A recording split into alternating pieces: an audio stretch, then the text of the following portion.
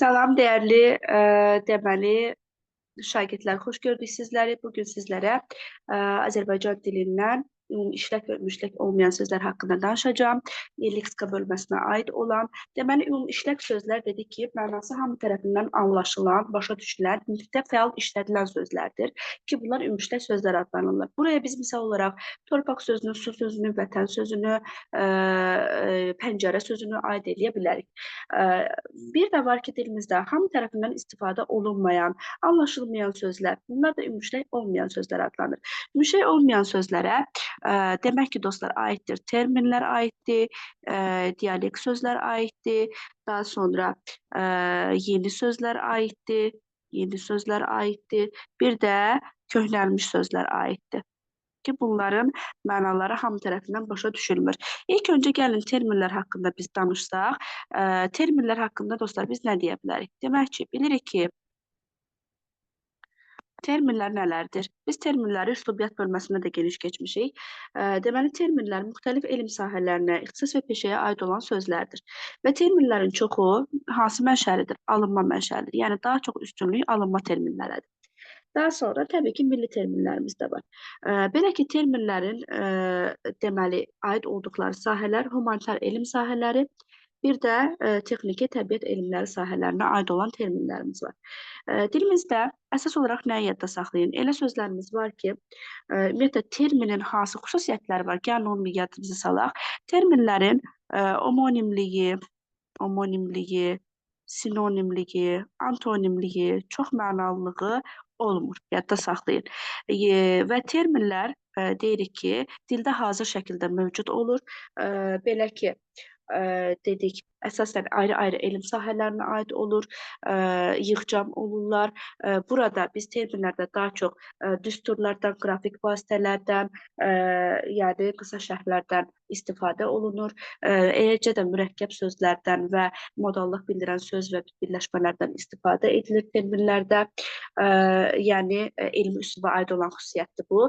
Amma terminlər homonimliyi, sinonimliyi, antonimliyi xüsusiyyəti olmur. Dedik ki, çox mənalı xüsusiyyəti olmur. Yığcam olurlar, dildə hazır şəkildə mövcud olurlar və müxtəlif elm sahələrinə aid olurlar.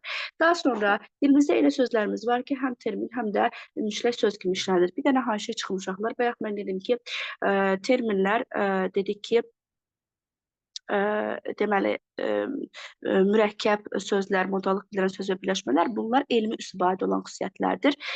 Mən orada onu da haşiyə olaraq çıxdım, amma bu sırf terminin xüsusiyyəti deyil. Terminin xüsusiyyəti sadəcə dediyimiz bu 4 xüsusiyyətdir. Homonimi, sinonimi, antonimi yoxdur, çox mənalığı yoxdur, alınmadır daha çox. Bir də müxtəlif elm sahələrinə aid olan konkret sözlərdir. Lakin dilimizdə elə sözlər var, həm termin, həm də ümüşlək söz kimi də işlənə bilirlər. Məsələn, tutaq ki, açsaq, konkret metafor sözünə diqqət edəcək. Metafor ədəbiyyatda aid olan bir termindir və adı çəkilməyən bir əşyanın xüsusiyyətinin digər əşyanın üzərinə köçürülməsi deməkdir. Metafor sadəcə termin kimi işlədilən sözdür. Və yaxud da ki, biz bura aid eləyə bilərik fonetika sözünü, leksika sözünü. Bunlar sadəcə termin kimi işlənən sözlərdir. Dilimizdə lakin elə sözlər var ki, həm termin, həm də ümüşlər söz kimi işlənirlər. Bunlara nəyi diqqət misal göstərə bilərik? Məsələn, güc sözünü, qüvvə sözünü, daha sonra xəbər sözünü, zərf sözünü, təyin sözünü, say sözünü, bunlar həm termin, həm də ümumişlək söz kimi işlənirlər. Bir də dilimizdə dedik, elə sözlər də var ki, yalnız termin olurlar. Bunu da bayaq dedik, metafordur, fonetikadır, fiksajdır, kosinusdur, mübtədadır və s. Bir də terminlərin xarakterik xüsusiyyətləri yığcamlıq, yeni söz yaratmaq qabiliyyətinin, emosionallığın, məcaziliyin olmamasıdır. Bir də eyni zamanda elə anlayışlar var ki, onları həm milli, həm də alınma terminlə əvəz etmək olar. Məsələn, metafor sözü mənası nədir? Köçürmə. Köçürmə.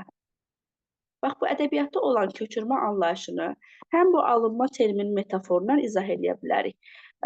Demək ki, həm də Biz buna köçürmə deyə bilərik milli şəkildə. Və yaxud da bir var alınma olaraq təşbeh deyə bilərik. Bir də var milli olaraq bənzətmə deyə bilərik. İkisi də eyni şeydir.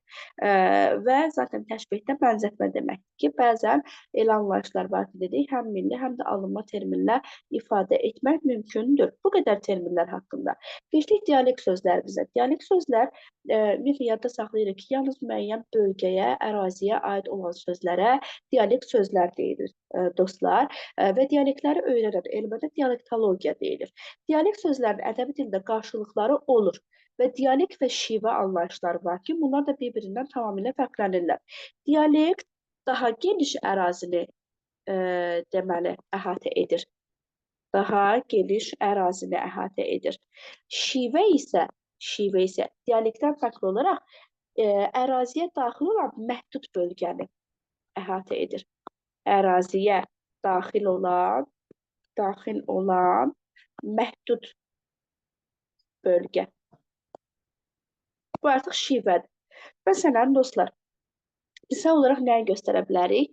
Tutaq ki, bir var Şəki dialekti, daha çox Şəki ərazisini ümumi əhatə edən dialektlər var bu ərazinin. Bir də var ki, Şəkinin kəndləri var ayrılıqda.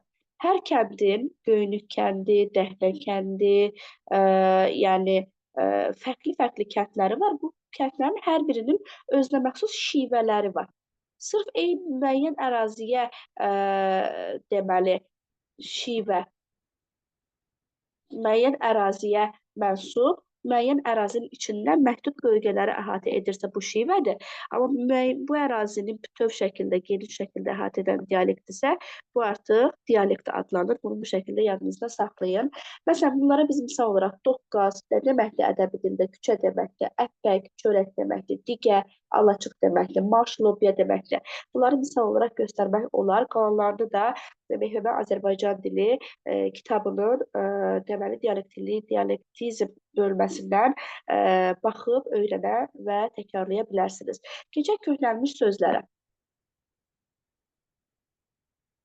Köhnəlmiş sözlər, dostlar, uzun uzadlığa getməyəcək. Yadda saxlayın, dilimizdə iki şəkildədir.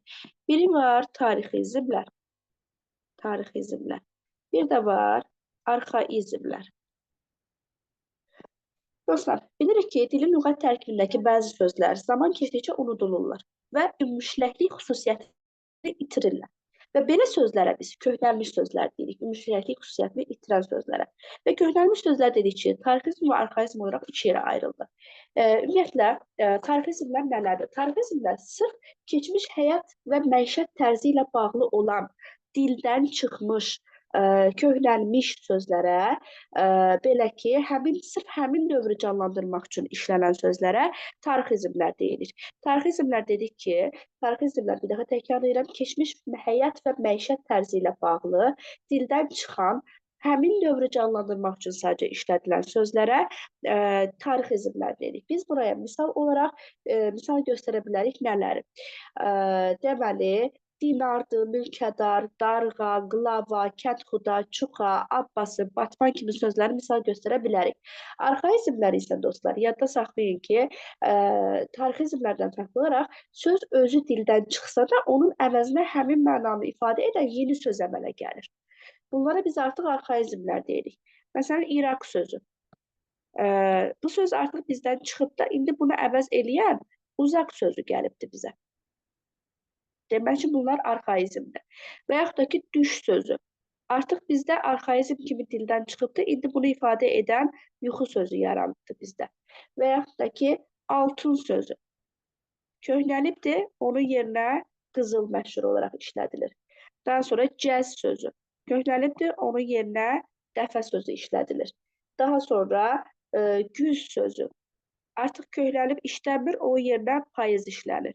Yəni, tarixizmlə fərqli olaraq arxaizmdə ifadə etdiyi mənaya uyğun yeni söz yaranıb dilimizdə. Amma tarixizmdə belə bir şey yoxdur. Bir də dostlar, məşhur olaraq hansı qaydanı yadda saxlayın? Bəzi sözlərimiz var ki, fonetik tərkibcə dəyişməsələrdə tamamilə yeni mənada işlənirlər dostlar bunlar. Məsələn,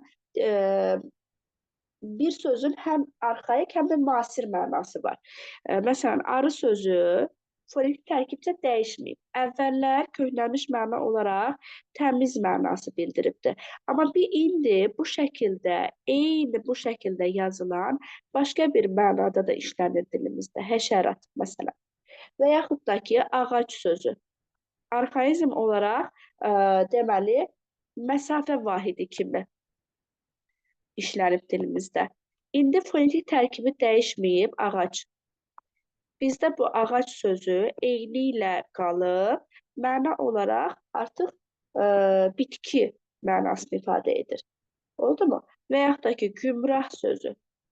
Arxaizm olaraq yolunu azmış demək idi. Yolunu azmış. İndi fonetik tərkibi dəyişməyib, bu formada bizim dilimizdə çevik mənasını, sağlam mənasını ifadə edən söz kimi də işlənir. Bir də yadda saxlayırıq ki, bu bəzi sözlər var ki, həm dialekt, həm də arxaizm kimi işlənirlər. Bunlara da biz hancarı, anarı, əsrük, duş, yəni və ya düş, yuxu, bir də becidi misal göstərə bilərik ki, həm dialekt, həm də arxaizm kimi işlənə bilirlər dilimizdə. Belə, indi keçirik frazoloji birləşmələrə. Frazeoloji birləşmələr. Değerli dostlar, frazoloji birləşmələr bütövlükdə bir leksik mənanı bildirən birləşmələrə deyilir. Biz bunlara Azərbaycan dilində sabit söz birləşmələri də deyirik. Sabit söz birləşmələri, sabit yəni dəyişməyən söz birləşmələri. Bu nə deməkdir? Dostlar, biz söz birləşməsini keçəndə biz demişdik ki, söz birləşməsinin 2 dənə növü var. İsim birləşmə, feili birləşmə. İsim birləşmələrin 1-ci, 2-ci, 3-cü növ deyə növləri vardı. Bunlar dəyişərək növlərə, yeni növlərə keçirdilər. Məsələn, tutaq ki, dağ havası deyəndə biz buna 2-ci növ birləşmə deyirdik. Mən bunu dağın havası deyib dəyişdirəndə bu şəkildə 3-cü növə çevrilirdi. Amma frazoloji birləşmələrdə bu qayda yoxdur ki, dəyişsin, başqa nəyəsə çevrilsin. Frazoloji birləşmələr ona görə də sabit söz birləşmələri adlanır və dəyişməyən birləşmələrdir. Yəni bu, tərkibcə dəyişməz olur, dildə hazır şəkildə mövcud olur. Məsələn, qulaq asmaq. Qulaq asmaq. Bir də ən azı 2 sözdən ibarət olur. Tərkibindəki sözlər öz leksik mənalarından uzaqlaşıb bütövlükdə bir məcazi leksik məna ifadə edirlər. Məsələn, qulaq asmaq, qulaq ayrı bir orqandır, asmaq başqa şeydir. Bunlar öz ilkin həqiqi mənalarından uzaqlaşıb birlikdə dinləmək mənasını ifadə edirlər. Daha sonra və yaxud başa düşmək. Öz həqiqi mənalarından uzaqlaşırlar. Bir, anlamaq məzmununu, məsələn, ifadə edir burada. Və yaxud dil otu yemək. Məsələn, yeməklə dil otu başqa şeydir. Amma bu nədir? Çox danışmaq məzmununu ifadə edir. Budur frazoloji birləşmələr. Bir də dilimizdə ümumiyyətlə yadda saxlayırıq ki, frazoloji birləşmələrin əksəriyyəti bir sözlə ifadə oluna bilirlər. Dilini saxlamaq, susmaq, gözün acısını almaq, mürgüləmək, ürəyinə xal düşmək, şübhələnmək kimi. Bir də frazoloji birləşmələr yadda saxlayın ki, frazoloji birləşmələrin də deməli homonimliyi, sinonimliyi, antonimliyi məsələsi var. Lakin bir frazoloji birləşmənin homonimi də yenə qarşılıq olaraq frazoloji birləşmə olmalıdır. Məsələn, deyirəm ki, söz vermək. Söz vermək nədir? Bir məcazi, kiməsə söz verirsən. 2 dənə ayrı məcazi məna ifadə edir. Bir var, çıxışa söz vermək deyirəm, çıxış üçün söz vermək. Bir də var ki, söz verirəm ki, nəysə eləyəcəm mənasında. Görürsünüz, 2 dənə fərqli məna bildirdi, ikisi də məcazidir. Buna görə də biz bu söz verməyə homonim frazoloji birləşmə deyə bilərik. Və yaxud da ki, deyirəm can vermək. Bax, bir mənası ölmək deməkdir, bir mənası dirilmək deməkdir. Mənaları antonim olsa da özü homonim sayılır. Can vermə, eyni cür yazılır, eyni cür deyilir, fərqli mənaları bildirdi. Ona görə də olur homonim frazoloji birləşmə. Daha sonra, əgər bir frazoloji birləşmənin bir mənası həqiqi, biri məcazidirsə, bu artıq homonim sayılmır. Məsələn, yola düşmək ifadəsinə diqqət eləyək. Məsələn, yola düşmək hansı mənadadır? Bir frazoloji, məcazi, getmək məzmununu ifadə edir. Bu mənada bu frazeoloji birləşmə sayılır. Amma mən desəm ki, top yola düşdü, yola düşdü, bu artıq həqiqi mənada olduğu üçün bu ümumiyyətlə frazeoloji birləşmə sayılmır. Frazeoloji birləşmə sayılmadığı üçün omonim də sayılmır təbii ki. Omonim frazeoloji birləşmədə sayılmır. Daha sonra frazeoloji birləşmənin sinonimi, məsələn, bayaq dedik dil otu yemək. Dil otu yemək nə deməkdir? Çox danışmaq. Sən bunun qarşılığını sinonim olaraq çox danışmaq desən, cavabın 7 balın səhv gələcək. Biz buna nə deyəcəyik? Yenə eyni mənanı ifadə edən başqa bir frazeoloji birləşmə deməliyik sinonimlik üçün. Məsələn, dil ötmək. Nə bilim, dil boğaza qoymamaq. Boğaza qoymamaq. Oldu mu? Və yaxud da ki, saman atdan su yeritmək. Saman atdan su yeritmək. Və ya deyəcəm, ərişdə kəsmək. Ərişdə kəsmək də bir işi gözü gizli görmək deməkdir. Saman atdan su yeritmək də bir işi gizli görmək deməkdir. Ona görə bunlar bir-biri ilə sinonim olan nədir? Frazeoloji birləşmələrdir. Bir də var antonimliyi. Məsələn, dil otu yeməyə sən az danışmaq desən, bu səhv olacaq. Nə deyə bilərsən? Ağzına su alıb oturmaq, ağzını qıfıllamaq. Bunlar artıq antonim frazeoloji birləşmə olacaqdır. Dediyim kimi, bir də nələrə diqqət eləmək lazımdır? Frazeoloji birləşmələrin əsas özəlliyi tərkibindəki sözlərin ilkin mənasından uzaqlaşmasıdır, bildiyiniz kimi. Frazemləri müəyyən etmək üçün əsas meyar elə budur ki, ilkin mənasından uzaqlaşıb bir dənə məcazi məna bildirsin. Məsələn, dilimizdə bəzi sözlər var ki, məsələn, kömək etməkdir, nə bilim, adam olmaqdır,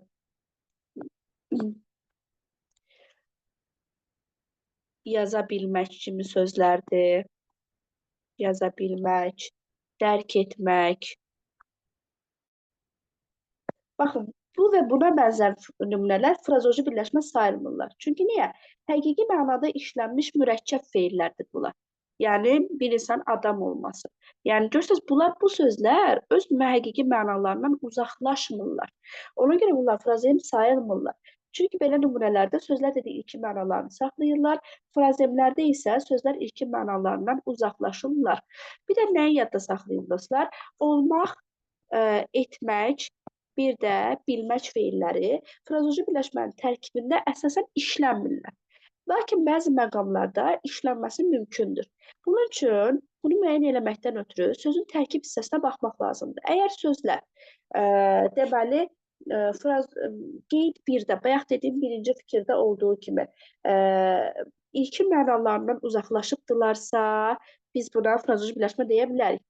Amma yox, əks halda frazeoloji birləşmə sayılmazlar. Məsələn, deyirəm ki, ağlı başında olmaq.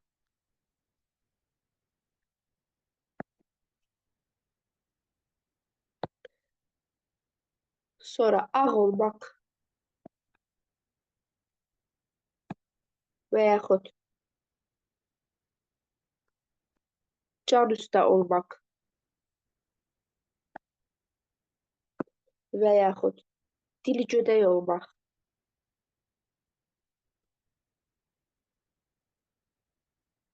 və yaxud birində deyim, dilini bilmək.